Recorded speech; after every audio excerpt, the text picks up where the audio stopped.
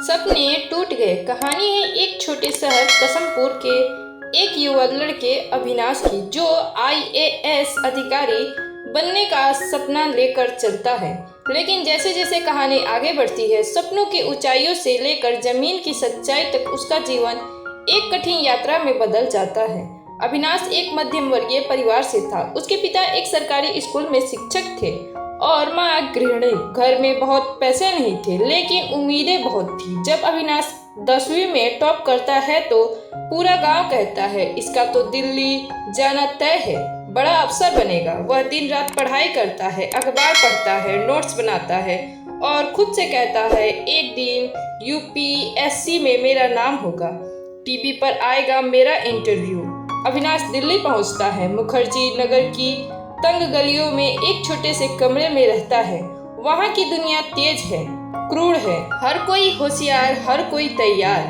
वह पहली बार असफल होता है परीक्षा में, दूसरी बार फिर असफल, मेंस में, तीसरी बार इंटरव्यू में छूट जाता है। वह टूटने लगता है। घर वालों की उम्मीदें, रिश्तेदारों की बातें और उसके अंदर का डर सब बढ़ते जाते हैं। 5वां प्रयास उसका आखिरी था और इस बार वह फेल हो गया। सपने टूट गए।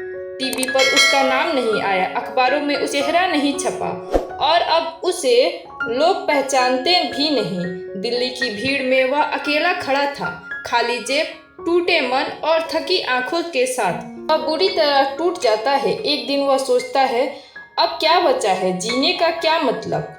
लेकिन किस्मत ने उसे पूरी तरह छोड़ा नहीं था। उसी दिन एक स्टेशन के पास वह एक बच्ची को देखता है, जो फुटपाथ पर बैठी किताब पढ़ रही थी, बिना जूते, बिना छत के। वह रुकता है, पूछता है, क्या पढ़ रही हो?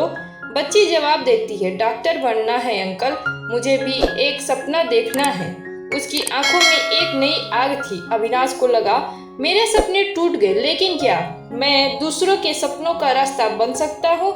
अविनाश वापस अपने गांव लौटता है। लोग ताने मारते, आईएएस नहीं बनाना, लेकिन अब उसे फर्क नहीं पड़ता। वह गांव के बच्चों को पढ़ाना शुरू करता है, खेतों में काम करने वाले मजदूरों के बच्चों को, जिनके पास ना किताबें ना सपने। धीरे धीरे उसका छोटा सा स्कूल बनता है, उड़ान फाउंडेशन। अविनाश अब अफसर नहीं, लेकिन एक सपना देने वाला इंसान बन चुका है। 10 साल बाद अविनाश की शिष्य रेखा यूपीएससी टॉप करती है। टीवी पर उसका नाम आता है। इंटरव्यू में वह कहती है, मेरे सपने मुझे मेरे गुरु ने दिए।